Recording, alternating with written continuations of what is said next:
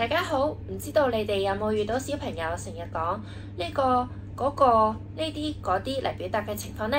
咁我哋可能就需要幫小朋友再增加多少少詞彙啦。我哋早前呢就喺社交平台度分享咗呢一份學習上位詞嘅教材。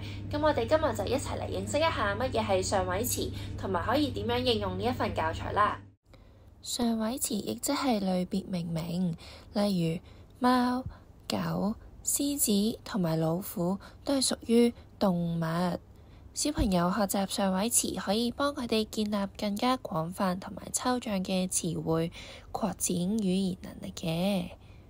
喺運用呢份教材嘅時候呢，我哋都可以先俾示範俾小朋友，等佢哋明白我哋而家嘅要求啦，同埋等佢哋有多啲概念乜嘢係上位詞同埋類別嘅。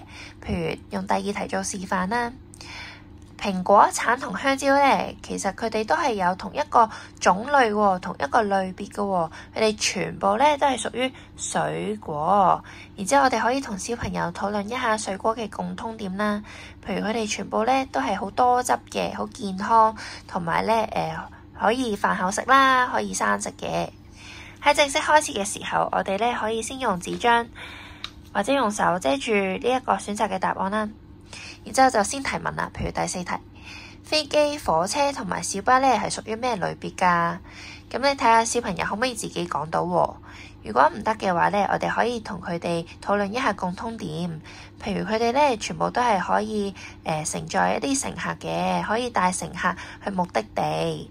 係啦，咁咧睇下呢個提示之下，小朋友做唔做到啦？如果做唔到嘅話咧，我哋就可以俾埋呢個選擇嘅提示俾小朋友啦。譬如佢哋究竟係車啊、交通工具定係玩具啦？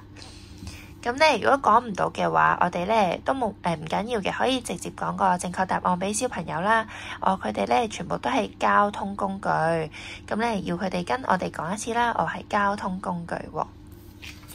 然之後咧，我哋就可以再做一啲延伸嘅討論，等佢哋加強翻呢個詞彙嘅記憶點啦。譬如咩係交通工具啊？咁交通工具咧都有分咗唔同嘅類別嘅，唔同嘅種類嘅。譬如天空有咩交通工具咧？天空嘅話咧，就譬如有飛機同埋直升機啦。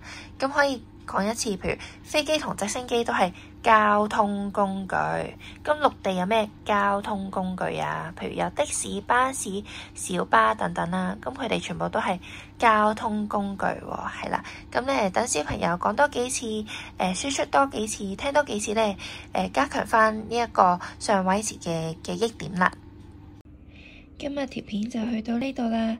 如果大家都想得到更多免費嘅教材，就記得 follow 我哋嘅 IG、Facebook 同埋 subscribe 我哋嘅 YouTube channel 啦。